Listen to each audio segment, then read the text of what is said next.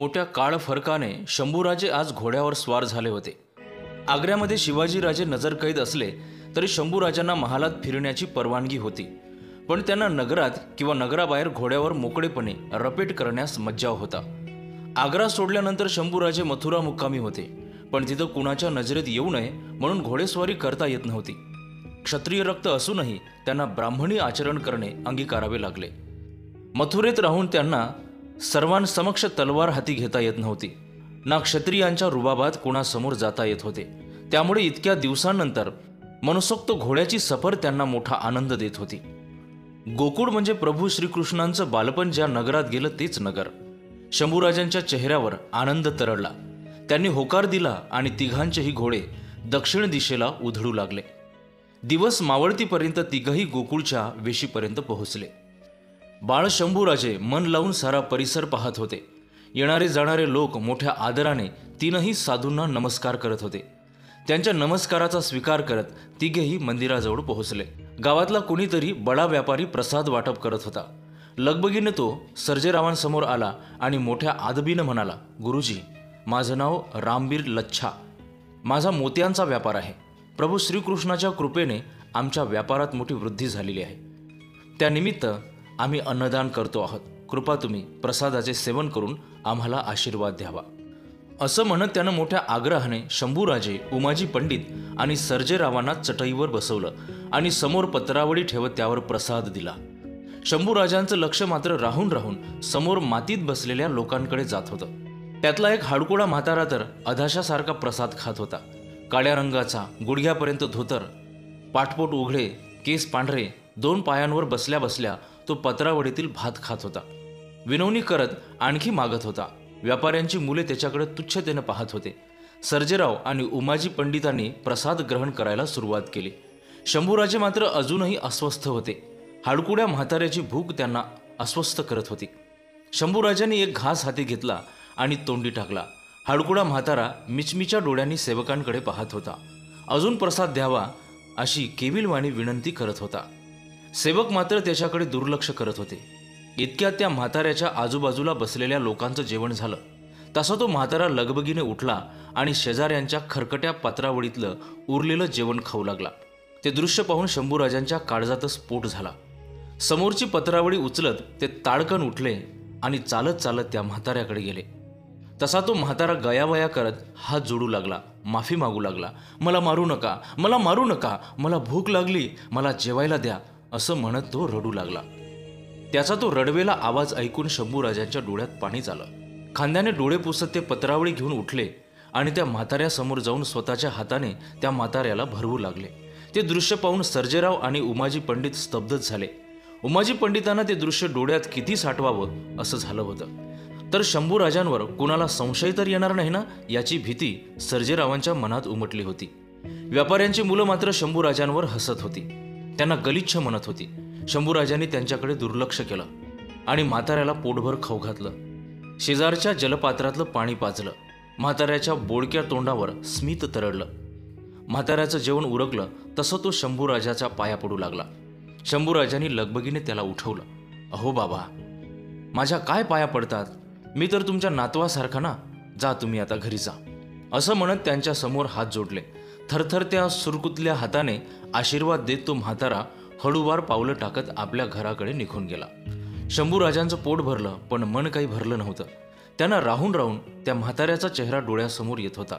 बाळराजे, तुम्ही आता आराम करा. उद्या पहाटे पुन्हा पुढचा प्रवास साधायचा आहे. आता तुम्ही आराम करणे गरजेचे, असं म्हणत उमाजी पंडित शंभूराजांच्या डोक्यावरून हात फिरवू लागले. आपल्याला मोठा भाऊ असता तर हुबेहूब असाच असता, असा विचार शंभूराजांच्या डोक्यात आला आणि स्मित करत ते झोपेमध्ये हरवून गेले. सर्जेरावांचं अवतीभोवती लक्ष होतं. गाव शांत वाटत असलं तरी कुणावरही विश्वास ठेवणं शक्य नव्हतं. हळूहळू साऱ्या गावात नीरव शांतता पसरली आणि सर्जेरावांचा कधी डोळा लागला हे त्यांनाही समजले नाही. भल्या पहाटे सर्जेराव खडबडून जागे झाले. बऱ्यापैकी उजाडलं होतं. अचानक एका लिंबाच्या झाडाखाली सर्जेराव स्तब्ध झाले आणि डोक्यावरचा पंचा काढत, कपाळावरचा घाम पुसत तिथल्याच एका मोठ्या दगडावर बसून समोरचा नजारा पाहू लागले. शंभूराजे आणि उमाजी पंडित दोघंही यमुनेत आंघोळ करत होते. पोहत होते आणि किनाऱ्याच्या पाण्यात बसलेल्या रात्रीच्या त्या हडकुड्या म्हाताऱ्यालाही आंघोळ घालत होते. निंबोड्या आणि कोरफळाचा गर त्याच्या अंगाला चोळत होते, हसत होते, हसवत होते. मित्राप्रमाणे, आजोबाप्रमाणे ते त्या अनोळखी म्हाताऱ्याची पाठ घासून देत होते. काय बोलावं शंभू बाळांना असा विचार करत मान डुलवत सर्जेराव उताराने खाली उतरत नदीपात्रात आले. बाळराजे, आपल्याला निघायला हवं. आपल्याला यमुना पार करायची आहे आणि पुढचा मोठा प्रवासही साधायचा आहे. कृपया जल्दी करावी. सर्जेराव असं म्हणाले तसे शंभूराजे स्मित करत त्यांच्याकडे पाहू लागले. पण ही नदी कशी पार करायची बाजी? काही नियोजन? सर्जेरावांनी नदीकडे पाहिलं. पात्र बऱ्यापैकी रुंद होतं.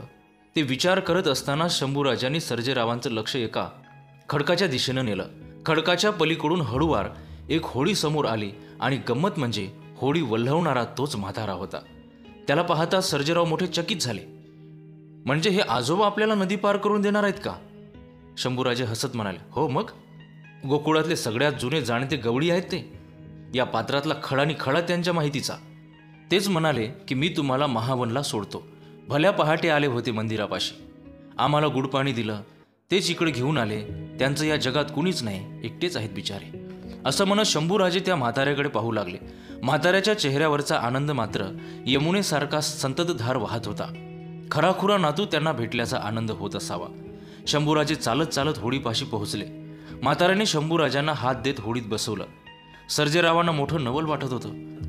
काल रात्री याचा हात थरथर कापत होता. याच्या देहात प्राण नव्हता आणि आज अशी काय जादू झाली? शंभूराजांना आणि उमाजी पंडितांना होडीत बसवायला मदत करतोय. सर्जेराव चकित होत म्हाताऱ्याकडं पाहत होडीजवळ आले. सर्जेरावांच्या विचारांची नौका तीराला लागत नव्हती. पण ते ज्या नौकेतून प्रवास करत होते ती नौका मात्र व्यवस्थित तीराला लागले. म्हाताऱ्याने शंभूराजांना आधार देत नौकेतून खाली उतरवले. उमाजी पंडितांनाही खाली उतरवले. सर्जेरावही खाली उतरले आणि हात जोडत त्या म्हाताऱ्याला म्हणाले, बाबा, तुमचे खूप उपकार झाले. यमुनेचा मोठा पल्ला तुम्ही आम्हाला पार करून दिला. स्मित करत आशीर्वाद देत बाबांनी होडीची दोरी किनाऱ्याला बांधली आणि म्हणाले, चला, मी तुमची दुसऱ्या प्रवासाची व्यवस्था करतो. असं म्हणत पाठीचा बाग झालेले बाबा लगबगीने चालत जुन्या गोकुळातील नंदेश्वर महादेव मंदिराच्या दिशेनं निघाले. उमाजी पंडित मंदिराच्या दिशेनं निघाले. त्यांच्या मागोमाग सर्जेरावही निघाले. तोच सर्जेरावांना थांबवत बाबा म्हणाले, तुम्ही आंघोळ नाही केली गुरुजी, तुम्ही मंदिरात जाऊ शकत नाही. शंभूराजे पुढे निघाले होते आणि बाबांनी सर्जेरावांच्या छातीला हात लावत त्यांना रोखले होते. सर्जेरावांनी बाबांचा हात जोशात बाजूला घेतला आणि ते बाबा म्हणाले, तुम्हाला जायचं असेल तर जा सर्जेराव, पण मग बहिर्जी नाईकांनी सांगितलेला निरोप मला सांगता येणार नाही. बाबा असं म्हणाले आणि सर्जेराव अवाक होऊन बाबाकडे पाहू लागले. बाबांनी तत्परतेने इकडे तिकडे पाहत घोड्यांसमोरच्या गवतात लपलेली एक थैली उचलून सर्जेरावांच्या हाती दिली आणि म्हणाले, चकित होण्यात वेळ दवडू नका. या थैलीत काही हिरे आहेत, वेळेला उपयोगी पडतील. गोकुळात तुमच्या संरक्षणाची जबाबदारी माझी होती. पुढचे नियोजन पुढे तयार असेल. बाबा असं म्हणाले तसे सर्जेराव बाबांना वरून खालून पाहू लागले. तसे बाबा स्मित करत म्हणाले, तब्येतीवर जाऊ नका सर्जेराव. शंभूराजांच्या आजोबांच्या तालमीत तयार झालाय हा मावळा. शहाजीराजांसमोर भातवडीच्या मोहिमेत सहभागी होतो मी. सर्जेराव चकित होत म्हणाले, भातवडी म्हणजे अहमदनगर जवळचं युद्ध? आम्ही ऐकून आहोत तो पराक्रम. 2 लाख मुघल ज्या ठिकाणी वस्तीला होते त्यावरची धरणाची भिंत फोडून 10,000 सैन्यांनीशी शहाजीराजांनी मुघलांचा पाडाव केला होता. तेच युद्ध म्हणताय ना तुम्ही? बोडक्या तोंडाने स्मित करत म्हातारा म्हणाला, होय, ती आमचीच मोहीम. त्यानंतर पोरांसोबत मी इकडं आलो आणि इकडंच राहिलो. पण रोगराईत सगळं घरदार संपलं. मी तेवढा टिकलो. 3-4 महिन्यांपूर्वी बहिर्जी नाईकांनी मला शोधलं आणि शंभूराजांची गोकुळाची मोहीम माझ्यावर सोपवली. मी तर त्यांना म्हणालो, तलवार घेऊन बाळराजांशेजारी थांबतो. पण वयामुळे त्यांनी नकार दिला. म्हणाले, लक्ष ठेवा, शंभूराजांच्या जवळ राहा, त्यांना आपुलकी वाटेल असं वागा. म्हटलं, आम्हाला शंभूराजांच्या आजोबांचा सहवास लाभला होता, आपणही त्यांना आजोबांचा सहवास द्यावा. तेच केलं. काही वाढीव केलं असेल तर माफ करा सर्जेराव. असं म्हणत बाबांनी हात जोडले. तसे बाबांच्या पायावर डोकं ठेवत सर्जेराव म्हणाले, उलट आम्हाला तुम्ही माफ करा बाबा, आम्ही तुमच्याशी उद्धटपणे वागलो. तसे सर्जेरावांना उभं करत त्यांना मिठी मारत बाबा म्हणाले, अहो, पाया काय पडताय सर्जेराव, उलट एका मावळ्याने दुसऱ्या मावळ्याला अशी मिठी मारायची असते. असं म्हणत बोडक्या तोंडाने बाबा हसू लागले. सर्जेरावही हसू लागले. शंभूराजे आणि उमाजी पंडित आले. शंभूराजे मात्र बाबांच्या पाया पडण्यासाठी खाली झुकले. बाबांनी शंभूराजांना अडवले पण त्यांचा विरोध झुगारत शंभूराजाने खाली झुकत बाबांच्या पायावर माथा टेकवला. बाबांचे मिचमिचे डोळे आसमानी गच्च भरले. कोरड्या चरबट मनगटांनी ते डोळे पुसू लागले. शंभूराजांनी सर्जेरावांच्या हातात थैली पाहिली. ती उघडत त्यांनी त्यातील मुठभर हिरे मोती काढून बाबांच्या ओंजळीत दिले आणि म्हणाले, नातवाने आजोबांना दिलेली ही भेट आहे असं समजा बाबा. आता मात्र बाबा ढसढसा रडू लागले. म्हातारपणाच्या उंबरठ्यावर आम्हाला या सागरगोट्यांचा काय उपयोग आहे महाराज? आम्हाला भेट देण्याची तुमची इच्छा असेलच तर राजगडी पोहोचल्यावर तिथली मुठभर माती पाठवून द्या आमच्यासाठी गोकुळात. मरताना ती माती भाडी लावू आणि आनंदाने मरू.